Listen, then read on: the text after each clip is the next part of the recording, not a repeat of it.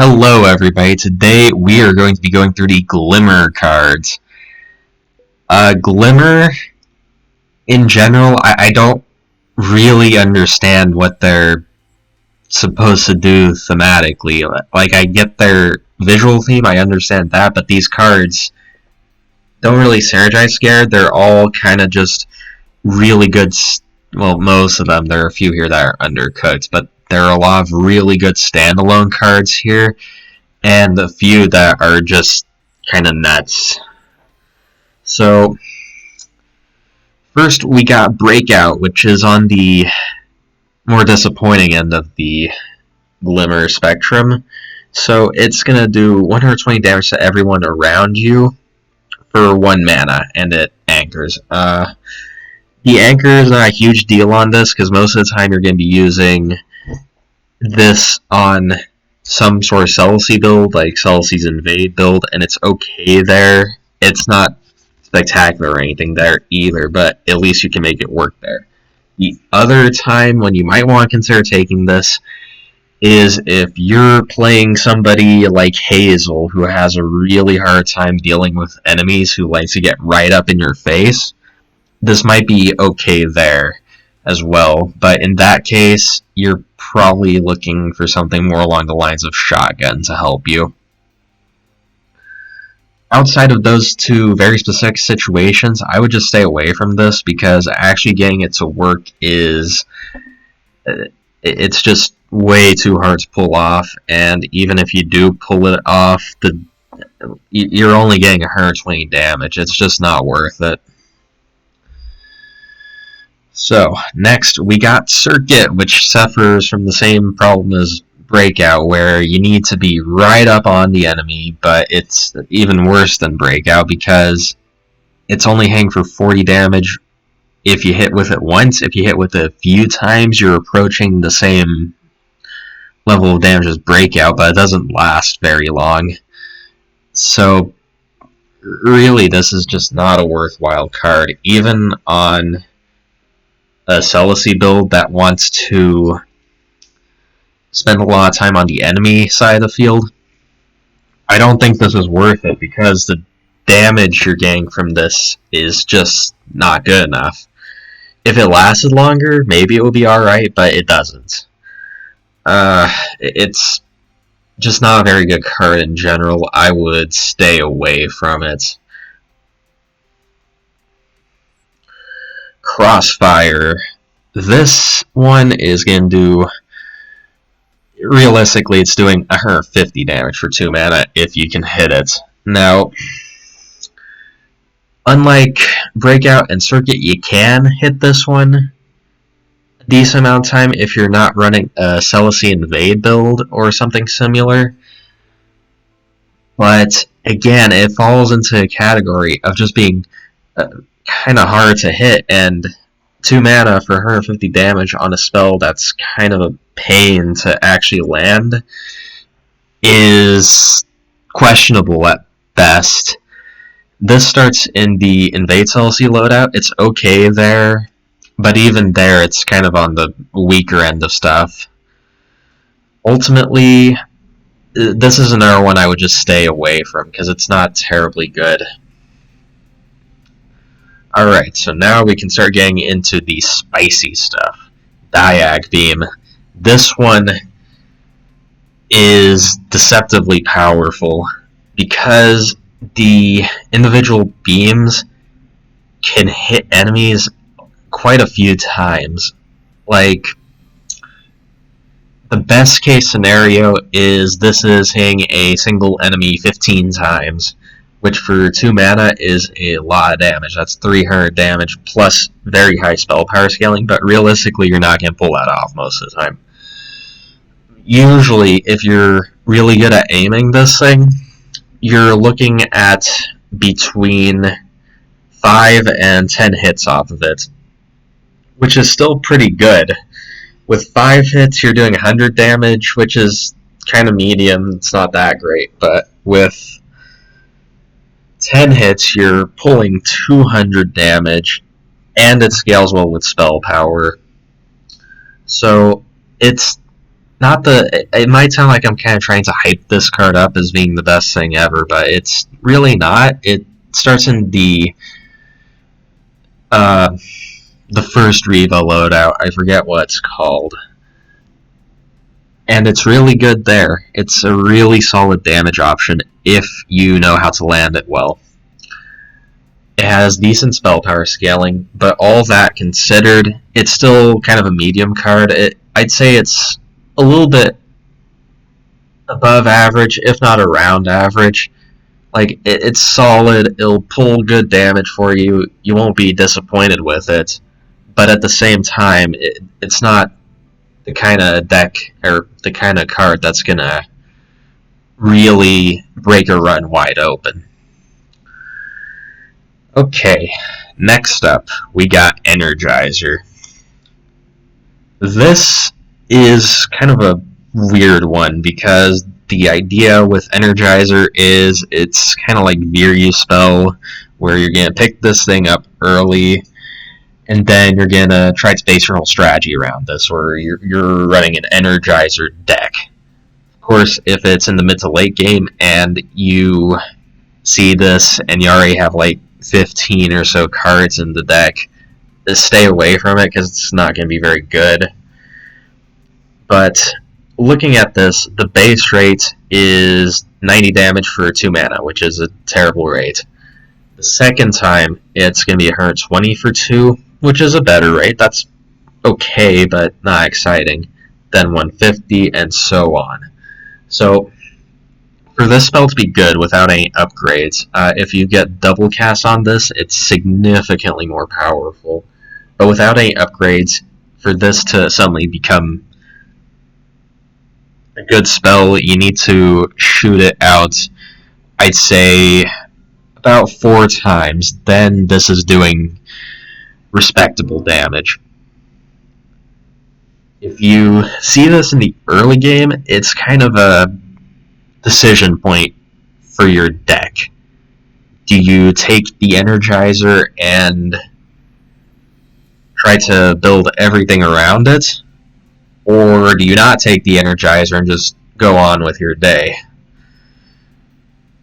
It's, as a strategy, it's kind of a mid-tier strategy, I'd say. It's okay, you can definitely win the run with it. There are worse strategies and better strategies. So ultimately, it's up to you. Like, you see this early on, you can go ahead and take it and build an Energizer deck. But you can also not take it and do something else. Ultimately, I'd give it a kind of... It's not the best card, but it's not the worst card. It's not the best strategy, but it's not the worst strategy. You can take it or leave it. But keep in mind, if you do take it, you kind of have to build everything else around it, because that's just the nature of the card. Next up, we got Eternity Cannon. This card's insane. Like, really insane. So, it fires a shot every second, and on flow you duplicate this, and it gives 2 flow. So what it means by duplicate is it's consuming, and if you duplicate it, you get a new copy in your deck. Now, if you get the double cast upgrade on this, and you're on flow, it'll shuffle 2 copies into your deck. And if you're not on flow, you'll still get the copy in your deck, because you'll have flow from the previous cast. I mentioned Eternity Cannon when I was talking about Midnight, because Eternity Cannon is a card that's initially kind of deck agnostic. You can put it in any deck and it'll be pretty good. It'll definitely be worthwhile. It'll be really strong on boss fights, especially. But once you start getting into the later parts of the game, Eternity Cannon becomes this thing that you can kind of start considering moving in to build your strategy around. So you upgrade the Eternity Cannon, say you get double cast, then at that point you can start thinking, what if I start trying to get consume upgrades and removing cards from my deck on all the other stuff, so I can get down to just consume stuff plus Eternity Cannon. Then you're in a situation where your deck front loads with all the stuff that's consuming, and then for longer fights it has the Eternity Cannon ready to go. Overall, there's very few things I'd take over Eternity Cannon because it's just such a powerhouse card. By itself, without any synergies, it's still strong. Like, it's still going to do respectable damage over the course of a longer fight. But if you manage to set up synergies around it, it kind of takes over the game. Glaive. So the glaive, the way it works is you're going to throw it, and it's going to hit something, and it's going to, as long as it lands again, it's going to go again, and it's going to keep doing that again and again and again. So against a stationary enemy, this is going to keep bouncing on it until that enemy's dead. However, against enemies that move, it's going to bounce, bounce, bounce, and when it misses because the enemy moved, it'll stop going. It's kind of a gamble to use this card because against enemies that like to move a lot, like bosses, you're usually only going to get like 2 hits out of this max, and then it's kind of disappointing. But against stationary enemies, it's really strong. Really, this is more of a card for clearing rune fights, or a card that's good if you have a lot of root in your deck. If you're just running this by yourself and you think it's gonna do good work in boss fights, then I'm sorry, but that's not the case.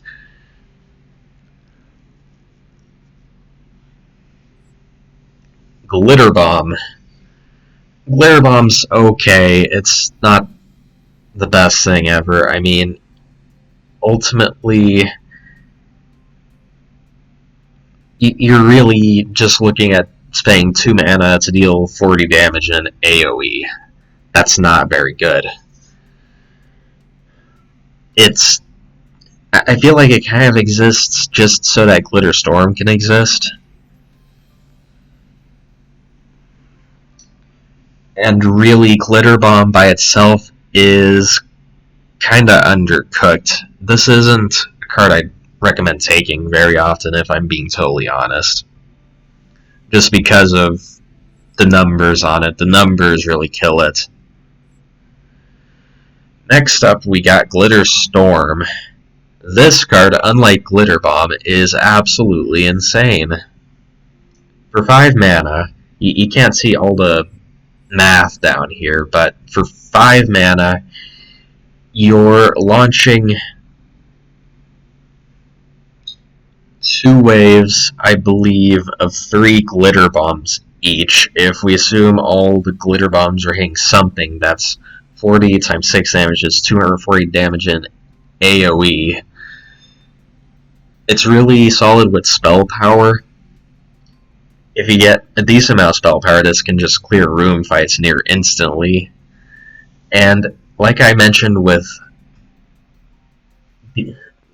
the AMA video, this is one of the cards that's expensive enough where getting these really big upgrades on it is a huge deal.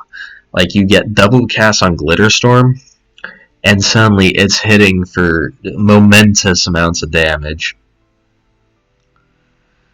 So this is the theme we're going to see with a lot of these glitter cards is they're kind of deck agnostic.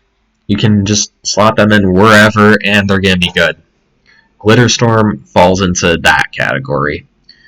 So definitely pick this up if you can afford the mana cost. Definitely look for some big upgrades on it, and you won't be disappointed with it. Next up, we got Infinity Beam. This one is just okay. The only casting until you move part is kind of what kills it, because if you're standing there for long enough that this becomes good, then you're standing there for quite some time. In general, anything that's rooting for a second or longer is kind of eh. Usually, I don't like taking this because it's just too hard and too finicky to make it good, especially at 3 mana. I'd recommend staying away from this. Resonate is a weird card here. It feels kind of out of place, to be honest. So for 1 mana, you're creating a 50 damage explosion around every structure. So presumably you'd want to use this with structures you're able to throw out towards the enemy side of the field. I'm not going to talk too much about this here because I'm just going to say that this is about as good as the structures you have. The 1 mana for 50 damage, just by itself, that's not very good. It's a crappy rate. It requires you to combo it with other stuff. It's useless by itself.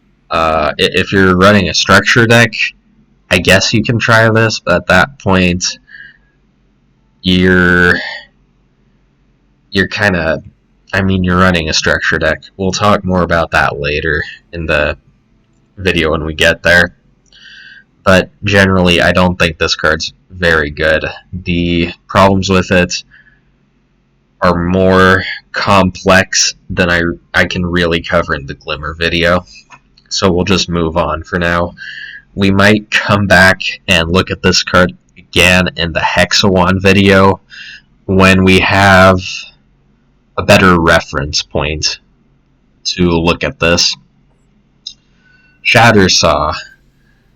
It shatters on hit, dealing 60 damage to 3 enemies. So you throw this out as in a line as just a projectile, and if it hits something, it's going to hit that thing for 20, then do 60 to it, and 60 to 2 other enemies. That's the way this works. It's an okay card. It's kind of like AoE, but good AoE, if you know what I mean, because this can't hit anything you don't want it to hit. It can only hit enemies. So it's good for that. The damage rate's pretty mediocre. 2 mana for 80 damage on one thing and 60 damage on 2 other things is okay. This is a decent card on room fights in the early game, but it has no scaling to speak of, and in the mid to late game, the rate's just not very good. So you can take this very early on if you want the damage and a little bit of target-specific AoE that's not going to cause any collateral, then this is okay, but for the most part, it's kind of a mediocre card. Next up, we got Shine. Shine is a very powerful card. It converges 8 shots in a circle 4 tiles away. Now, the enemy standing in it's pretty much going to hit the enemy standing 4 tiles away from you, but if it misses, it can still get a little bit of damage off, albeit not very much. So if this does hit the way you want it to hit, it's going to do 30 times 8 damage. That's 240 damage, split up 8 ways. So it's very good with spell power. The rate's very solid for 3 mana. It's good with on-hit stuff. It's just a good spell in general. I take it quite often during most of my runs, and I've never been disappointed with it. It always pulls its weight. It always feels good to use. There's a ton of stuff that it's good with. In general, I would just put this wherever and be pretty happy with it. Next up, we got Solar Charge. For 3 mana, you freeze for 0.5 seconds and add a solar beam to your deck, and this anchors you. The freezing for 0.5 seconds isn't a huge deal because 0.5 seconds isn't as long as it sounds. You're always for the most part, going to find a window where you can cast this without getting hit. But the problem with this is more the mana, because you're paying 3 mana to add the Solar Beam to your deck, and the Solar Beam isn't listed anywhere here, but it's a 3 mana spell that does 200 damage in a wide beam that goes over 3 rows. It's okay, it's strong AoE, it's gonna hit pretty much everything on the field though, and it's gonna open all the snake capsules, which is kind of a pain. The problem is the mana cost. You're paying way too much mana for this effect over the course of a cycle through the deck. Oh, and the Solar Beam itself also anchors you, by the way. But this card kind of just suffers from a numbers problem. It doesn't scale with anything, it costs way too much mana for what it does, and the mana cost doesn't justify the damage, or the anchoring, or the weighting, or any of that. So I generally avoid this card. If you're really, really lacking on damage, maybe you can consider it, but I don't think it's very good. Next up, we got Soulfire. Soulfire is kind of an absurd spell. It's yet another spell that is completely absurd with double switch. This one has infinite scaling also, so the idea is you pick up the Soulfire in stage 1, stage 2, maybe even stage 3 if you feel confident with it, and it'll be really good because this thing can scale really fast if you can get it to proc on most rooms. You'd be getting about 100 damage out of it per floor, and that's not even proccing it on every room. So if you pick it up stage 1, stage 2, by the time you get to stage 6, you're looking at 400 to 500 damage, and that's assuming that you're not very consistent with landing this thing.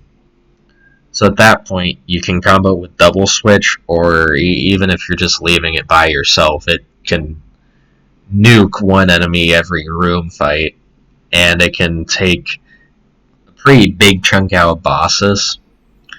So not only is this a good standalone card, but it's a good standalone card that has the potential to become a build-around card if you decide to use switch bait with it. I highly recommend taking this as long as you're not too late to run. Like, once you start getting to stage 4 and onwards, this becomes way too unreliable and way too hard to actually get going. Next up, we got Spirit Sword. For 3 mana, we're projecting this sword in front of ourselves, 5 tiles in front of ourselves. That's going to hit enemies every time it moves onto them or they move onto it. It's a really weird one. You can do a lot of damage with it, hypothetically, but I don't know how worthwhile it is given the kind of finickiness of it. It can do a lot of damage, don't get me wrong. This card can be good, but you need to put a lot of effort into making it good. It's kind of one of those cards where you cast it, but now you've cast the thing and you gotta jump through all these hoops to actually get the desired effect out of it. Overall, it's just too much work, in my opinion. You don't want to take this if you're not ready to put in the effort to make it good, because if you're not trying really hard to make this thing good, it's going to be bad, I promise you. For it to really start being impressive, it needs to hit like, I don't know, 7, 8 times every time you cast, and that's just kind of, it's just too much work. There are other cards that can do much better work for much less input and much less hoops you need to jump through. I just wouldn't really recommend this. It's kind of a gimmick card. Now we come to Sunshine. Sunshine is an absolutely broken card. It's just wow. For 4 mana, we're hitting every enemy for 2 damage 50 times, and this spell can't miss. It's going to hit every enemy for 2 damage 50 times, no matter what. And unless they manage to phase out like Gunner can do sometimes, this spell is hitting them no matter what. With spell power, this scales absurdly well. With on-hit stuff, this scales absurdly well. It's just an absurd spell. Like, with even a little bit of synergy with it, even a little bit of stuff that gives this some more oomph, it's just going to clear rooms by itself, and it's going to shred bosses if you can get a few synergy pieces with it. You don't even need that much. With even one common spell power artifact, like +4 spell power, you're now doing 6 times 50 damage. That's 300 damage, but you do need to keep in mind that bosses get defense that scales over time. Through stages, I mean. Like, every stage, the boss is getting +1 more defense. So, for this to be good on bosses, you need to put some synergy pieces with it that are going to help it keep up with that. But if you can get a few synergy pieces with this, it just shreds everything. In my opinion, this is one of the most powerful cards in the game. It stands as kind of a contender for debatably being the most powerful card in the game, just because of how easily this can shred through enemies with no input from you. 4 mana for this effect is a steal. Take this card every time. When you get this card, try to build around it. You don't even really have to build around it, because you're just getting spell power stuff and on-hit stuff that you probably would have took anyway, if I'm being honest. But yeah, Sunshine is an absurdly powerful card. Take it all the time. And other than some of the other absurdly powerful cards like Switchbait or Eternity Cannon, I can't think of anything I'd take over it. So yeah, Sunshine is absurd. Zenith. This starts in both of Celsie's loadouts. The idea is that you're gonna cast this and then dash the enemy side of field to get a 150 damage AoE for 0 mana. In that sense, I think this is a better card than Breakout because the rate's just so much better. 0 mana for her 50 damage compared to 1 mana for her 20 damage. The big difference is Zenith's a bit riskier to use because it can hit you if you're not using it right. And it's a little bit finickier to pull off with Celsie's dash on her base loadout. On her alternate loadout, this is really easy to pull off. However, outside of those, I would stay away from this. This is the kind of card I'd never pick up during a run. I'm just happy with it on Celestia, and that's it, really. And finally, we have Zigzag.